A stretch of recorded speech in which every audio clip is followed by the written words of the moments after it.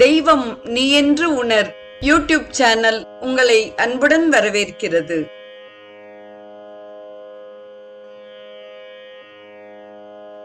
அன்பு உள்ளங்கள் அனைவருக்கும் ஒளிமயமான உற்சாகமான காலை வணக்கம்.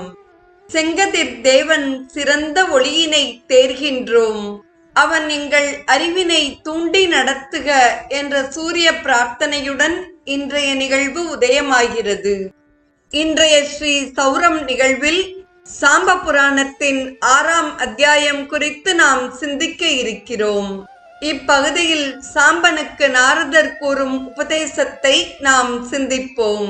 பிருகத்பலன் வசிஷ்டரிடம், குருவே, சாம்பன் எப்படி சூரியனை பிரசன்னமாகும்படி செய்தான்? யார் அவனை தூண்டியது? உக்கிரமான சாபத்தை தந்த தந்தையை என்ன சொன்னான் என்று வசிஷ்டரிடம் வினவினான். வசிஷ்டர் அவருடைய கேள்விக்கு இவ்வாறாக பதில் கூறினார். இறைவா, உக்கிரமாக சாபமளிக்க நான் உமக்கு என்ன அபச்சாரம் செய்தேன்? தாங்கள் அழைத்தீர்கள் என கேட்டு இங்கு விரைந்து வந்தேன். குற்றமற்ற எனக்கு ஏன் இத்தகைய சாபம் கொடுத்தீர்? ஜகத்திற்கு அதிபதியே, உமக்கு நான் ஒரு கேடும் செய்யவில்லையே. தயை புரியும், சாபத்தை அகற்றுங்கள், தடை செய்யுங்கள் என்று பலவாறாக வேண்டினான் சாம்பன். சாம்பன் அவனாக இங்கு வரவில்லை. நான் அழைத்ததாக நாரதர் கூற அவன் வந்தான். அவன் மீது யாதொரு குற்றமும் இல்லை என அறிந்தார் பகவான். உடனே கிருஷ்ணன் சாம்பனை நோக்கி, சாம்ப, ஏதோ ஒரு காரணம் பற்றித்தான் நாரதர் நான் அழைத்ததாக கூறியிருக்க வேண்டும். அவரிடமே செல். அவரை தயை உண்டாகும்படி வணங்கி வேண்டிக் கொண்டு நீயே கேள். சாபத்தை யார் எப்படி போக்குவார் என அவரே கூறுவார் என்று கூறி கிருஷ்ணன் சாம்பனை நாரதரிடம் அனுப்பிவித்தான். நமது பாபத்தினால்தான் அருமை தந்தை சாபத்தை நீக்க வழியிருந்தும் வழி கூறவில்லை. மறுபடி எப்போது நாரதர் இங்கு வருவாரோ என சாம்பன் அவரை எதிர்பார்த்து ஏங்கியிருந்தான்.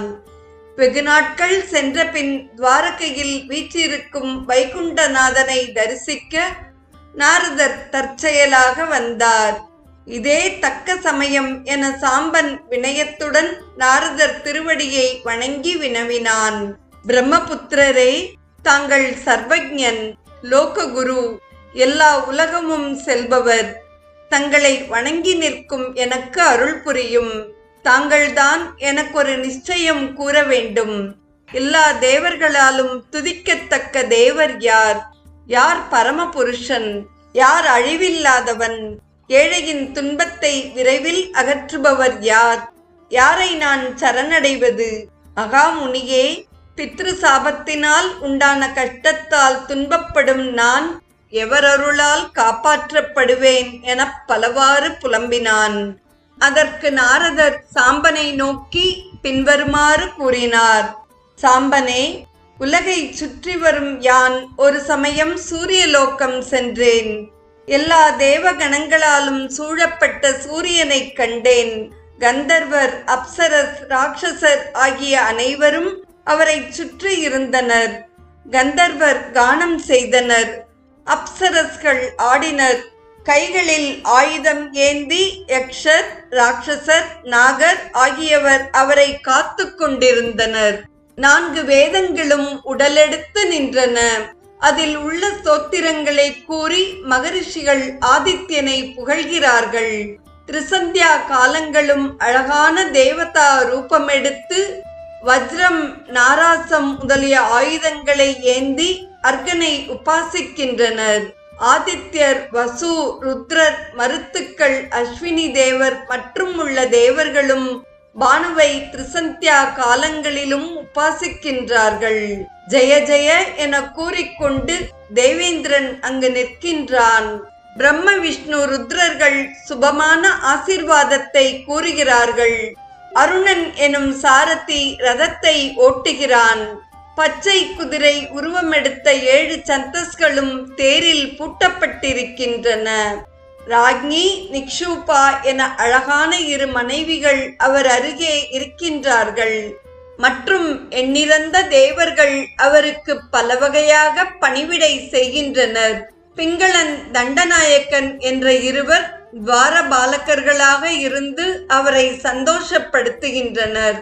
கல்மாஷ பறவைகள் இரண்டும் மேருவுக்கு சமமான 4 கொம்புள்ள வியோமன் திண்டிநக்னன் ஆகியவர்கள் எதிரிலும் முன்னும் பின்னும் நிறைந்திருக்கிறார்கள். இங்ஙனம் சர்வ தேவர்களாலும் துதிக்கப்பட்ட சூரிய தேவனை உபாசனை செய், அவரையே சரணாகதி அடைவாயாக என்றார் நாரதர். இவ்வாறாக சாம்ப புராணத்தின் 6வது அத்தியாயம் நிறைவு பெறுகிறது. நாளைய நிகழ்வில் சாம்ப புராணத்தின் 7வது அத்தியாயத்தில் சூரிய ஸ்வரூப வர்ணனை குறித்தும் சூரியனது காரண பெயர்கள் குறித்தும் சூரிய பிரபைக்கு உரிய 20 பெயர்கள் குறித்தும் நாம் சிந்திப்போம். இன்றைய ஸ்ரீ சௌரம் நிகழ்வில் சாம்ப புராணத்தின் 6வது அத்தியாயத்தை செவிமடுத்த அத்துணை நல்ல உள்ளங்களுக்கும் நெஞ்சார்ந்த நன்றி. மீண்டும் நாளை நாம் ஆதவனுடன் நமது பயணத்தை தொடர்வோம். தெய்வம் நீ என்று உணர் யூடியூப் சேனலை கேட்டு மகிழ்ந்த நீங்கள் உங்கள் நட்பு வட்டத்திற்கும் பகிர்ந்து தொடர்ந்து உங்களது நல்ல ஆதரவினை சப்ஸ்கிரைப் செய்து வழங்குமாறு அன்புடன் வேண்டுவது உங்கள் அன்பின் விசாலம்.